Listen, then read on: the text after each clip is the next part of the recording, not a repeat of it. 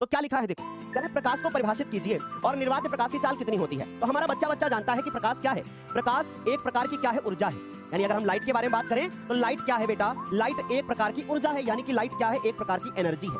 क्या है बच्चों, एनर्जी है, ऊर्जा है, जो हमें क्या करता है, वस्तुओं को देखने में मदद करता है। तो लाइट यानी कि प्रकाश क्या है, एक प्रकार की ऊर्जा है जो वस्तुओं को देखने में मदद करता है ना। वस्तुओं को क्या करता है, देखने में मदद करता है। एक एक कॉन्सेप्ट अच्छे से बताऊंगा, देखने में क्या करता है, मदद करता है। ठीक है, ये बात तो बढ़िया से समझ में आ रही होगी आपको कि प्रकाश एक प्रकार की ऊर्जा है जो हमें वस्तुओं को देखने में क्या करता है, मदद करता है। सिंपल सी बात है, बढ़िया से समझ में आए।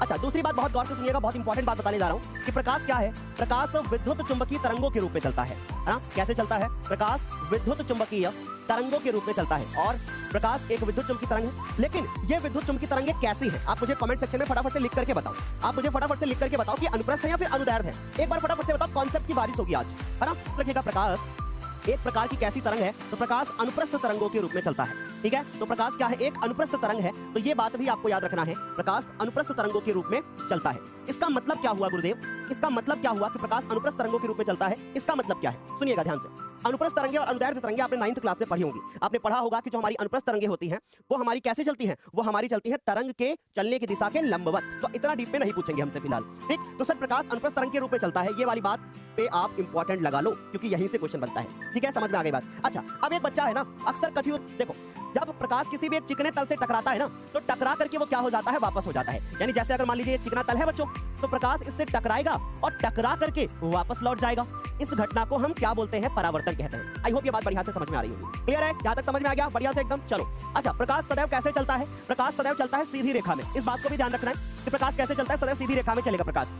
ठीक है, यानी प्रकाश कैसे चलता है, एकदम सीधी रेखा में चलने का प्रकाश क्या करता है बेटा, प्रयास करता है। यहाँ से क्वेश्चन बनते हैं हमारे बोर्ड के पेपर। ठीक है, यहाँ तक क्लियर हो गया। अच्छा, अब दूसरी चीज बहुत ध्यान से सुनिएगा, कुछ और पॉइंट्स हम आपको बता रहे हैं, ये सब प्रकाश के गुण हैं और यहीं से हमारा सवाल बनता है बच्चों कि जो श्वेत प्रकाश जब किसी प्रिज्म से गुजरता है तो वो 7 रंगों में डिवाइड हो जाता है। यानी जैसे ही कोई भी एक प्रकाश होता है और वो किसी प्रिज्म से गुजरता है, ऐसे अगर प्रकाश किसी प्रिज्म से गुजरेगा तो वो अपने 7 रंगों में क्या हो जाता है, डिवाइड हो जाता है। ये बात आपको याद रखनी है, ठीक। कैसे 7 रंगों में डिवाइड हो जाता है, इस घटना को क्या बोलते हैं, इस घटना को कहा जाता है, इस घटना को कहा जाता है विक्षेपण, जो कि अभी हम लोग डिटेल में आगे पढ़ने वाले हैं। इस घटना को कहते हैं, कॉन्सेप्ट की बारिश होगी एकदम, हम लोग कुछ भी नहीं छोड़ेंगे, डिटेल में पढ़ेंगे। और जो बच्चा इसका नोट्स बना लेगा उसके बोर्ड के एग्जाम में बढ़िया एकदम 1 नंबर के सवाल आएंगे। अच्छा, एक बात बताओ, प्री बोर्ड के पेपर में जब आपको पेपर के माध्यम के निर्वात में भी क्या हो सकता है, चल सकता है। यानी प्रकाश के लिए कोई माध्यम की आवश्यकता नहीं है। क्यों आवश्यकता नहीं है, क्योंकि मेरे प्यारे बच्चों यह एक प्रकार के अनुप्रस्थ तरंगों के रूप में चलता है। तो इसका मतलब है कि सर ये निर्वात में भी क्या हो सकता है, चल सकता है। ठीक है सर, बढ़िया से समझ में आ गई। अच्छा, अब एक सवाल वहीं पर बना हुआ है हमारे पास कि प्रकाश की निर्वात में चाल कितनी होती है, प्रकाश की निर्वात में चाल कितनी होती है। तो ये पॉइंट याद रखिएगा, प्रकाश की निर्वात में चाल कितनी होती है। तो याद रखिएगा, प्रकाश की निर्वात में जो चाल होती है वो होती है 3 × 10⁸ मीटर पर सेकंड। ठीक है बच्चों, यहाँ तक याद रहेगा कितनी होती है, प्रकाश की निर्वात में चाल होती है 3 × 10⁸ मीटर पर सेकंड। बढ़िया एकदम, कोई बच्चा नहीं भूलेगा यहाँ तक, अच्छे से क्लियर। अच्छा ठीक है, प्रकाश जब एक माध्यम से दूसरे माध्यम में जाता है तो अक्सर क्या हो जाता है, उसकी चाल बदल जाती है।